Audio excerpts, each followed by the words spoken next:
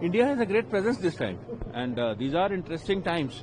So all of us are excited to get the maximum out of Davos, and India growing at such a phenomenal rate, and everybody is interested in talking about India, to do business with India, and that's a good time to be here.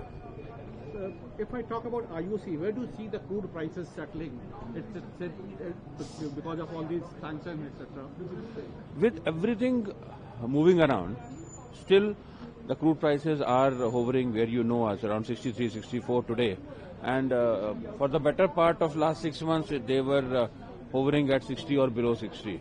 I think this is the area where the economic growth is also happening. The people who are selling the crude, they are also comfortable, and we as the are a very big buyers of crude from outside. Around 85 to 87% of my crude is getting imported. So for stabilizing the economy, this is a very good phase where we are.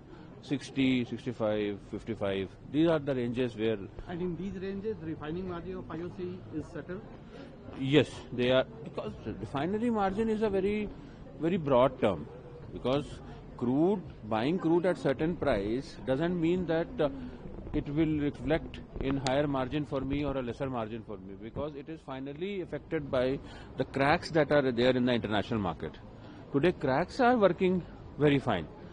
They were much better, but now they are returning to normalcy, but still they are in a healthy zone.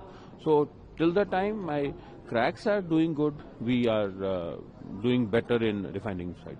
And how do you react to the US taking over Venezuela? Although India doesn't import much from Venezuela, but can we see in future to import from Venezuela?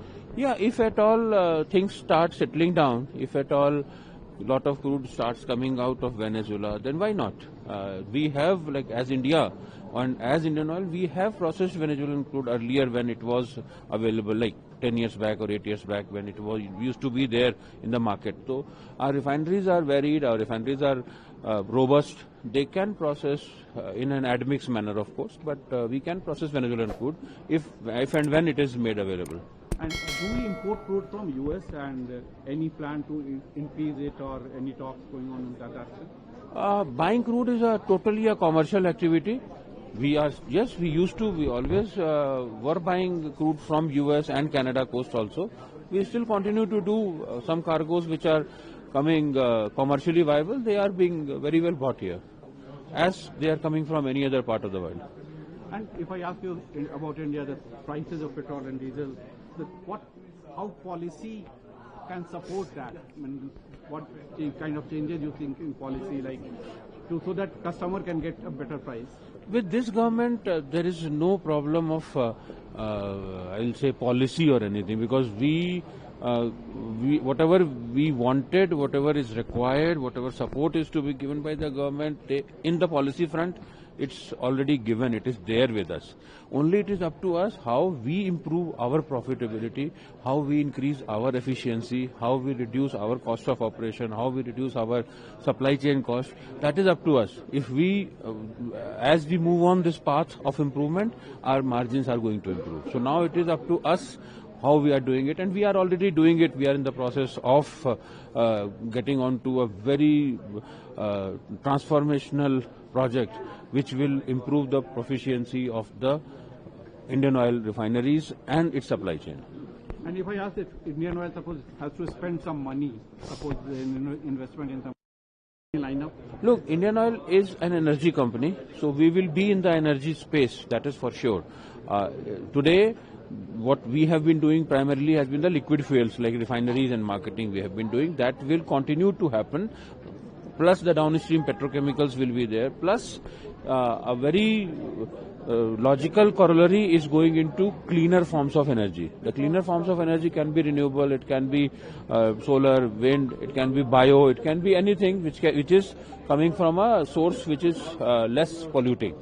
Like we are working very assiduously towards sustainable aviation fuel and green hydrogen. These are the two areas where Indian Oil is taking a big lead while moving forward in these areas. So these are the areas where we will be spending money going forward. So at what stage is hydrogen fuel, if I talk about that, by when can you see it commercially viable? No, viable today I'm not saying it is viable, but at the same time we are not shying away from putting up the money in green hydrogen, because that is required for initially giving that option to the market. So that's why we are putting up a 10,000 tons per annum plant at Panipat, which is India's largest green hydrogen plant, and that will be ready for commissioning by 27 December, next 2 years or so.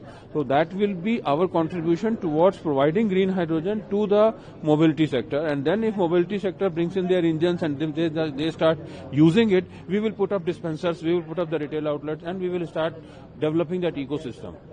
Lastly, Ursula von der Leyen has just now indicated that India is going to India to sign the US BTA. So, you want to react on that? No, not on anybody's coming or going, but yes, we want very strong energy tie-ups with everyone, because that gives us a lot of cushion. As we expand our horizon, as we expand the number of sources, it gives me more and more benefit. It gives me more and more security in terms of energy. So, any trade agreement with US will help IOC improve import or something like that? It will have multiple effects. It will have positive effects for all of us, for US companies also, for Indian companies also.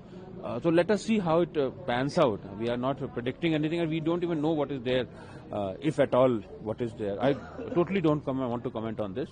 Whatever happens, it will be taken in our stride and we will move forward.